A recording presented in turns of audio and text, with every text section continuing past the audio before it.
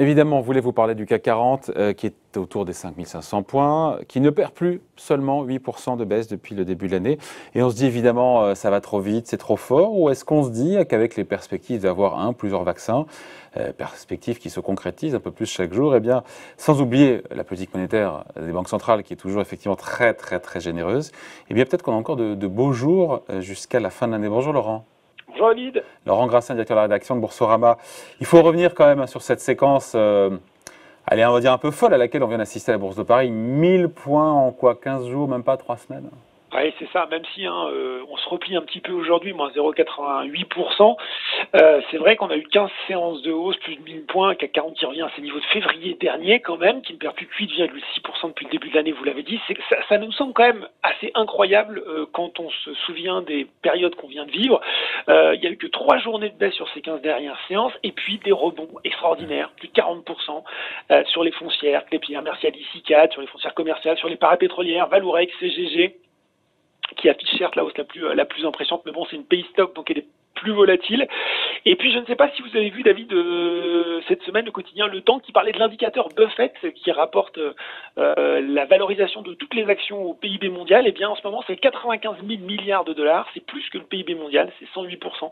Et la dernière fois où on avait un ratio qui était comme ça, un peu en surchauffe, c'était 2007, c'était 120%. Donc voilà. Ça nous rappelle un bon souvenir. C'est ça, exactement.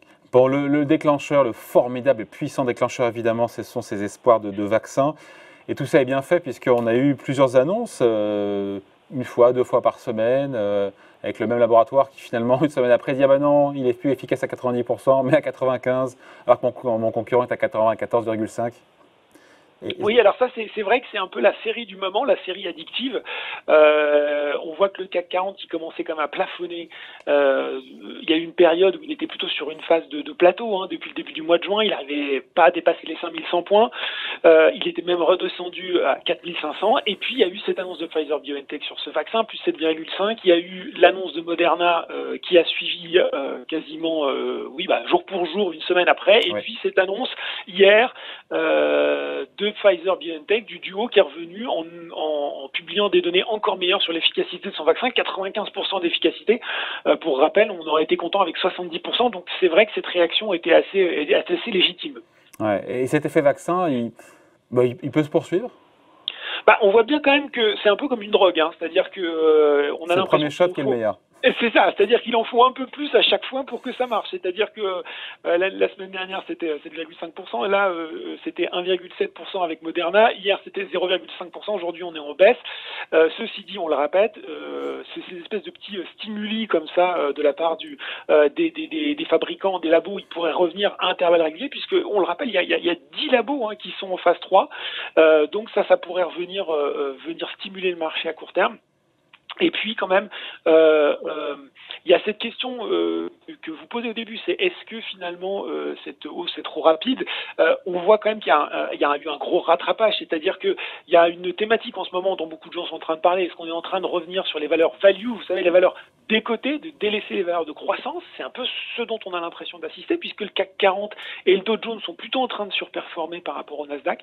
Et en même temps, quand on regarde, il y avait eu de tels abus baissiers, notamment sur les foncières, il y avait de telles positions vendeuses aussi, qu'il y a eu un rattrapage forcément sur ces titres. Ouais, juste une question, on a un peu le sentiment que les investisseurs sont en train d'ignorer les effets donc, de cette deuxième vague de Covid-19. Vous en pensez quoi? Eh ben, c'est ça la vraie question. C'est-à-dire qu'effectivement, on a l'impression aujourd'hui que on est vraiment focalisé dans cet espoir de sortie de crise. On est quand même en train de voir, il y a eu des annonces ce matin que New York fermait les écoles, on a dépassé 250 000 morts aux États-Unis, on commence à reconfiner dans plusieurs États américains. Il y avait Hervé Goulet-Kerr de la Banque Postale Asset Management qui disait, mais finalement, alors qu'on attend une croissance de 4% aux États-Unis au dernier trimestre, si c'était 0, il va peut-être falloir réviser ces perspectives de croissance vraiment à la baisse. Rajouter à cela, David, qu'avant avant l'effet Pfizer-BioNTech, ce qui nous portait, c'était l'espoir d'un plan de relance budgétaire. Vous savez, on avait parlé de cette vague bleue, on s'était bien planté, faut le dire, et cet espoir de relance budgétaire américaine, qui devait arriver à court terme avec la victoire de Joe Biden et une majorité assez large à la Chambre des représentants, et peut-être même un Sénat démocrate, ne se matérialise pas. Ça, c'est toujours en discussion, et donc c'est vrai que tous ces effets se sont envolés, ne sont plus du tout pris en considération par le marché. Ouais.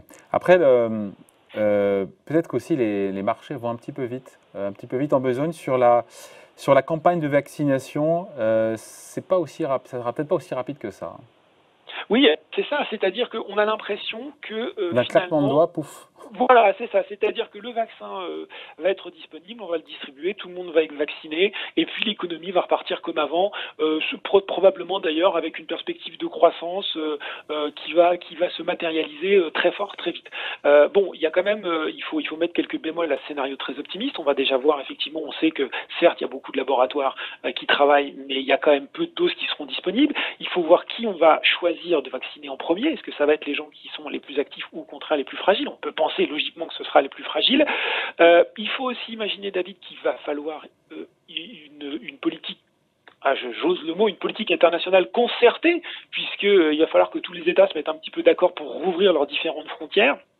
Et c'est vrai que tout ce scénario de redémarrage de l'économie, qui va sans doute être progressif, qui va sans doute être peut-être fastidieux, n'est pas vraiment pris en compte à l'heure actuelle. Je rajouterais quand même un dernier élément dont on a tous entendu parler, c'est aussi la défiance de beaucoup de gens sur la vaccination. Et au-delà de la France, moi j'ai appris ce matin en lisant la presse que les Américains avaient aussi un taux de défiance de 50%. Seul un Américain sur deux voulait se faire vacciner. C'est ça, exactement. Ils étaient 72% en mai, ils sont plus que 51% en septembre, donc les Français ne sont pas les seuls. Ils ne sont plus les seuls. Il y a la question aussi des banques centrales, pour être complet.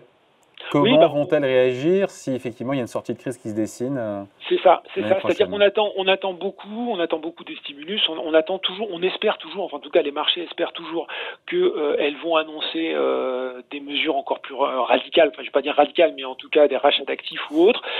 Si vous avez une perspective de sortie de crise, donc un redémarrage de la croissance, donc potentiellement des anticipations d'inflation qui sont un peu plus haussières, vous aurez sans doute une remontée des taux d'intérêt. Est-ce que les banques centrales ne seront pas obligées de durcir un petit peu la vis? C'est toute la question.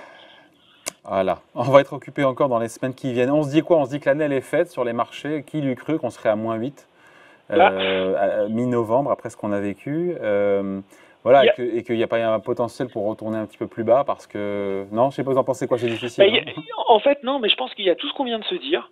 Et puis, il y a le sentiment. Et moi, j'ai le sentiment, en tout cas, qu'en ce moment, les investisseurs ont envie d'acheter. C'est-à-dire que, finalement, il y a des liquidités qui se déversent sur les marchés de façon énorme.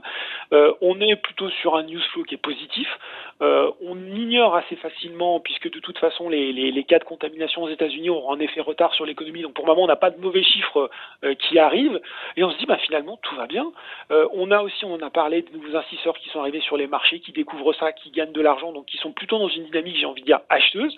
Donc il n'est pas impossible que sur cette espèce de climat un peu déconnecté complètement de la sphère réelle, on puisse continuer à grappiller quelques points d'ici la fin de l'année.